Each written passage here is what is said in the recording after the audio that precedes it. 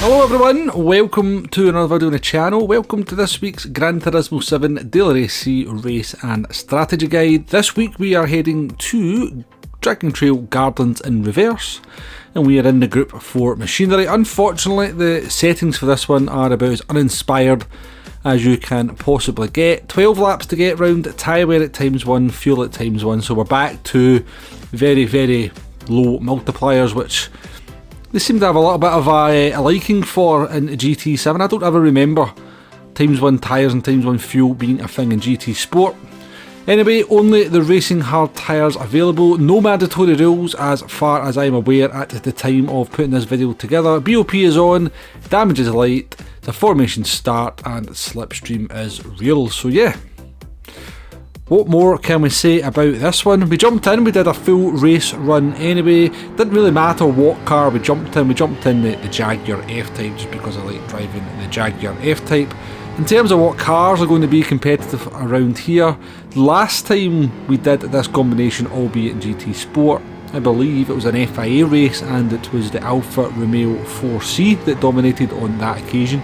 I'd be very, very surprised if that is the car this week, but it's generally regarded as a bit of a handling track, so expect to see your Renault Megane trophies up there, possibly the Toyota 86.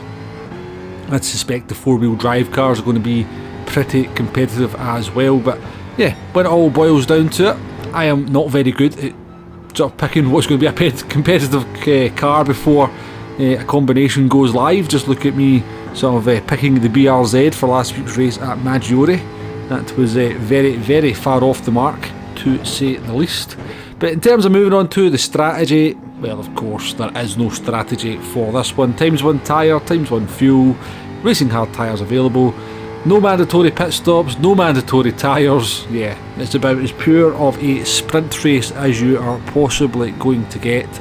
We've jumped forward here to lap 12 on this run here in the Jaguar, so you know, fairly consistent lap times in the 40s for the vast majority of it. I did absolutely zero practice before I jumped onto this race run, so yeah, I was just learning the track and how the Group 4 cars handle around here as we were doing this run, getting faster and faster as you would expect. I think we finished with a 140.5, and as we sort of go out to the chase cam shot here, yeah, no tyre wear whatsoever.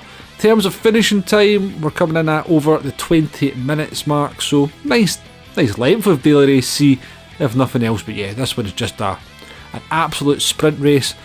The only small saving grace that there could be for this race is that Dragon Trail Gardens, and you might not be aware of this, and I don't think I wasn't aware of it until up to a few weeks back when I kind of did a little bit of testing here in a Group 2 car of all things, is that the Dragon Trail Gardens has the full wet weather, dry to wet weather, changeable dynamic weather conditions.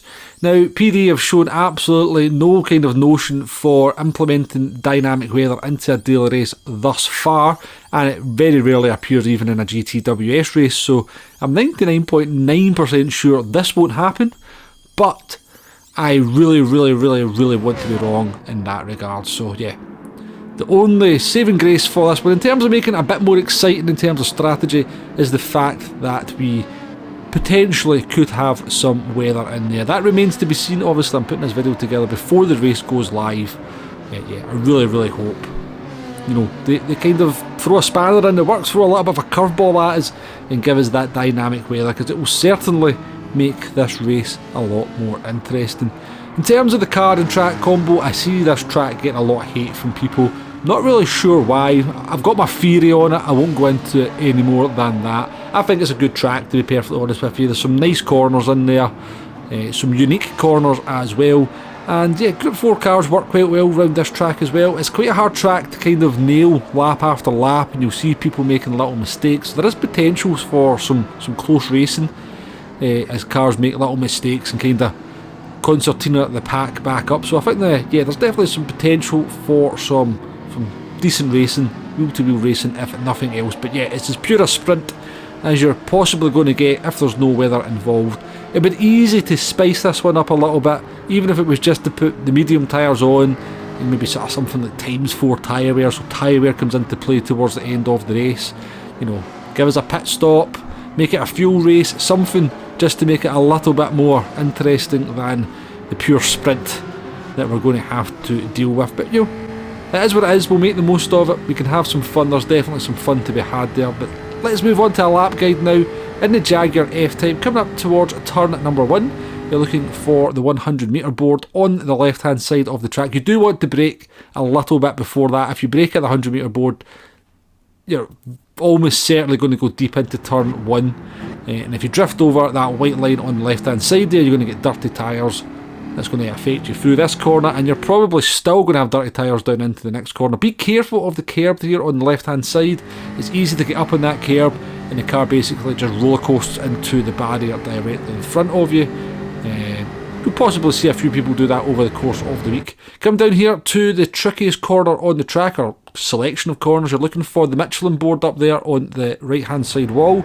Just come off the throttle, down a gear, throw the car in here, and then start to trail brake through these next 3 or 4 apexes. You don't have to hit every single apex, but you do want to be hitting the last apex to get the best line through the corner. The overhead gantry is your kind of reference to come off the power, maybe down a gear, little dab of the brakes as we come into this fast right-left section. Don't drift too wide here on the first part, it'll compromise your line for the left-hander here. And again, pretty much the same, you can lose a little bit more track than the first part, but if you go too wide there, it'll compromise you to get the ideal line through here.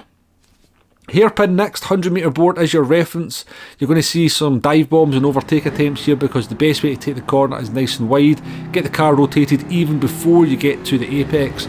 On the throttle nice and early, and we come on to the back straight, which is more of a sort of meander rather than a straight, as we come towards maybe the most controversial corner on the track, and that is the downhill chicane. 100 metre board, or the start of the curb. I think it's actually closer to the 100 metre board as you come into the first part of the chicane. Decision to make here. Do you take on the sausage, or do you just clip it a little bit? If you take it on, you run the risk of upsetting the car, possibly picking up a half a second penalty. We decide to avoid it on this occasion. Again, decision to be made on the second part of the chicane. It's not quite as severe a sausage, so it's unlikely to cause you as many problems, but if you take a little bit too many liberties with it, you will pick up a half second penalty.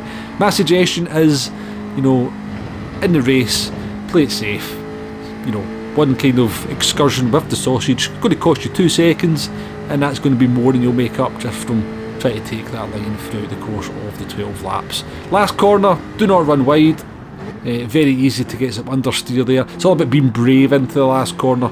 You know, the earlier you get on the throttle, the better your lap time is going to be, but the more you risk that understeer and sort of having a rather unceremonious end, either with the barrier, or you can clip the grass and spin off into the pit lane. I have seen both things happen over the years on GT Sport. But yeah, that's pretty much it for this one.